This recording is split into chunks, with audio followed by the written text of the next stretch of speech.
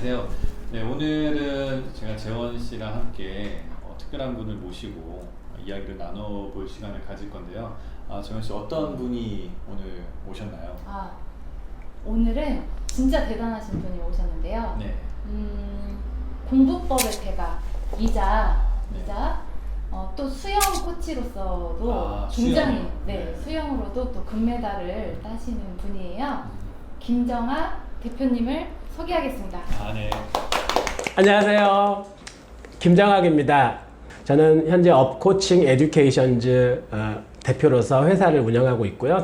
제가 그동안 해왔던 것들은 일단 학습 코칭이라는 분야에서 코치 역할을 지난 20년 동안 대치동에서 해왔습니다. 그래서 아이들의 가능성 찾아주는 일, 그리고 아이들이 가지고 있는 역량을 키워주는 일, 그리고 그 아이들이 가지고 있는 꿈과 목표를 이룰 수 있도록 돕는 일, 그 일들을 어떻게 하면 잘할 수 있을까 고민하고 또 실제로 아이들을 훈련시켜서 좋은 결과를 맺게 하는 일을 지금 20년 동안 해왔고요.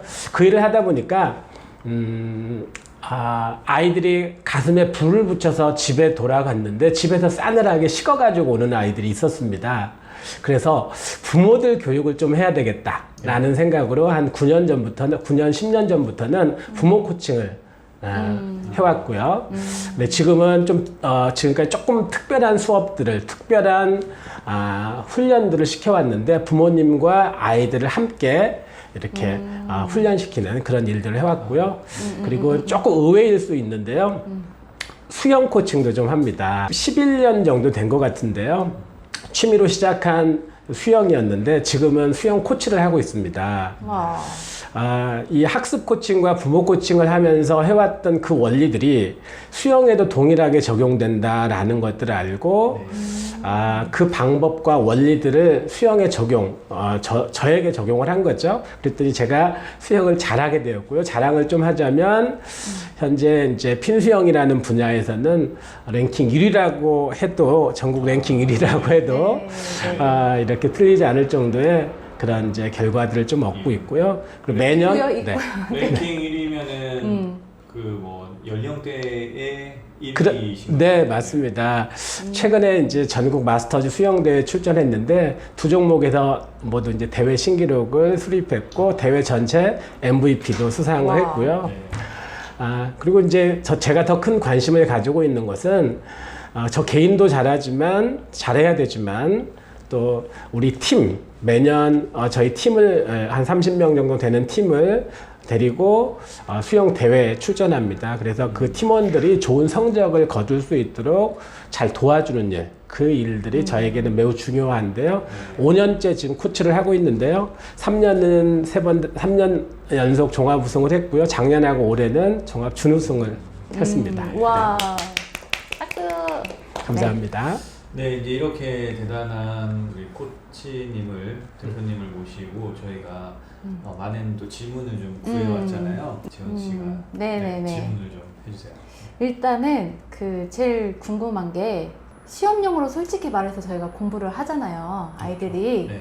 근데 시험을 보고 나면 다 까먹어요. 저도 마찬가지였고. 저도 그렇죠. 시험 보면 뭐 다 까먹어서. 근데 그런데도 공부를 해야 될까라는 궁금증이 있어요. 어떻게 생각하세요, 대표님은? 그 시험이 끝나고 머리를 다 털고 나온다라는 아이들이 이제 대부분의 아이들인데 그럼에도 불구하고 남는 게 없는 공부를 굳이 해야 되느냐라는 질문인 거죠. 맞아요. 공부에 대한 본질을 지금 이제 궁금해하는 건데 그런 부모들이 우리 아이들에게 어떤 답을 해줘야 되느냐 지금 이제 이 부분에 대한 질문인 거죠. 사실 공부라고 하는 것은 자신을 성장시키는 훈련의 과정이라고 본다면 그것이 의미 있는 과정이 될 텐데 그렇게 생각하지 않고 단지 눈앞에 있는 시험 성적을 잘 받기 위해서 하는 공부 혹은 뭐 입시를 위한 공부 이런 정도로 이제 공부를 한정하다 보니까 그런 생각을 아이들이 하게 되는 것 같아요. 자기를 키우는 과정이다. 그러면 이제 지금 특히 초등학교는 지금 시험이 없죠. 중학교 1학년까지도 시험이 없고 중학교 2학년부터 시험을 봐서 고등학교 이제 3학년까지 약 5년 정도의 시험, 최종적으로는 이제 수능 시험이라는 것을 마지막으로 이제 초중고의 시험을 마치게 되는데, 공부했던 것들이, 투자한 시간이나 노력한 것들이 무의미한 것이라면 그 공부가 의미 없는 게 아니냐라는 생각을 아이들이 할 수 있을 것 같아요. 머리 털고 나온다. 남는 게 없다. 하지만 반드시 기억해야 될 것이 한 가지 저는 있다고 생각하는데요.